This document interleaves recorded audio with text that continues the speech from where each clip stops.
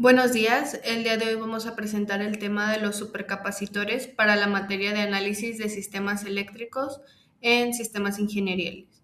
A lo largo de la presentación vamos a explicar qué son, sus características, sus aplicaciones, cómo funcionan y la parte final del reto. Los supercapacitores son dispositivos de almacenamiento de energía que se caracterizan por tener una alta capacitancia y una gran densidad de potencia.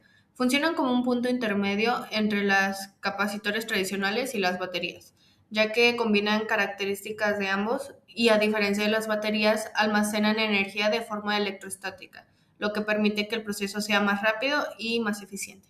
Entre sus principales características se encuentra su alta capacidad de carga, además de que pueden cargarse y descargarse muy rápido en comparación con otros dispositivos. También tienen una larga vida útil, lo que significa que pueden usarse muchas veces sin degradarse fácilmente. Otra ventaja es que son más seguros que las baterías y pueden operar en un rango de temperaturas más amplio. Los supercapacitores tienen muchas aplicaciones en la vida real. Se utilizan en sistemas de respaldo de energía como los sistemas de alimentación interrumpida, en dispositivos electrónicos como sensores o sistemas LOT y también en vehículos eléctricos e híbridos. Además se emplea en el arranque de motores, en energías renovables como la solar y eólica y en transporte, como trenes o tranvías, donde ayudan a mejorar la eficiencia energética. En el proceso de carga, cuando se aplica un voltaje al supercapacitor, los electrones se acumulan en una de las placas. Al mismo tiempo, en la otra placa se genera una carga opuesta, lo que provoca la formación de un campo eléctrico entre ambas. Es en este campo donde se almacena la energía, y este proceso ocurre de manera muy rápida en los supercapacitores. En el proceso de descarga, la energía almacenada se libera cuando el dispositivo se conecta a un circuito. Los electrones fluyen desde la placa negativa hacia la positiva, generando una corriente eléctrica. Esta corriente puede ser utilizada para alimentar distintos dispositivos. Y en el caso de los supercapacitores, este proceso también ocurre de manera muy rápida. En este proyecto analizamos el modelo equivalente de un supercapacitor, representado mediante un circuito RC con dos capacitores y resistencias. El objetivo es obtener una ecuación diferencial que describe cómo cambia la carga del capacitor 2 con respecto al tiempo. Para eso utilizamos leyes de Kirchhoff y las relaciones de corriente y voltaje en capacitores.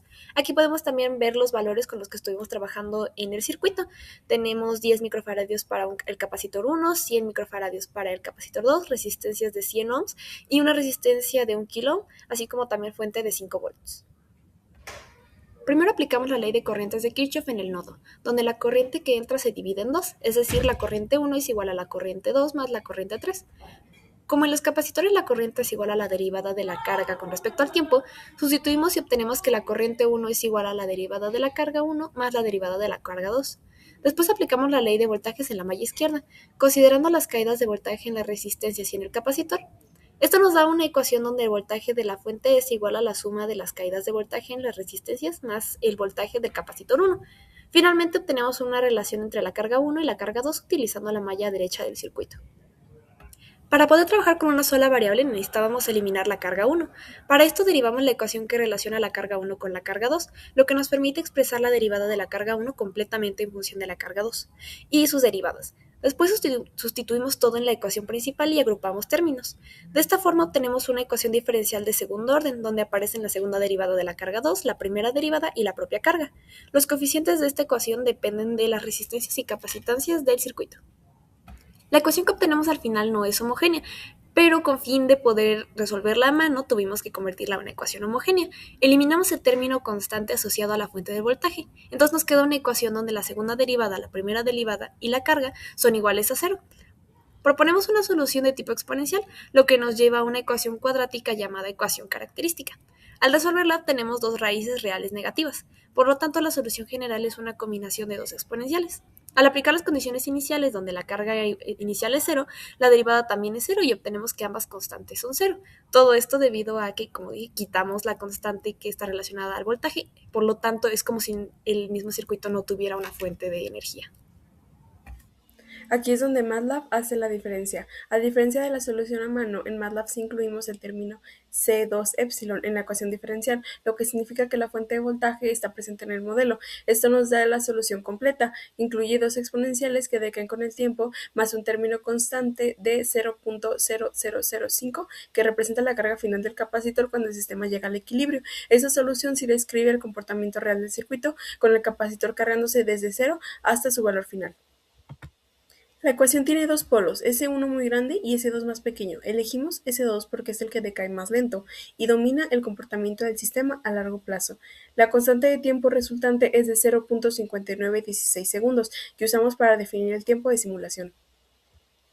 Con la solución de MATLAB generamos estas dos gráficas. En la primera vemos la carga de C2 en el tiempo, que parte de cero y crece de forma exponencial hasta estabilizarse alrededor de 0.0005 coulombs. En la segunda vemos el voltaje de C2, que sigue exactamente el mismo comportamiento pero escalado, llegando a aproximadamente 5 volts. Ambas gráficas confirman visualmente que el modelo matemático que desarrollamos describe correctamente el proceso de carga del capacitor, con la curva característica de un sistema RC.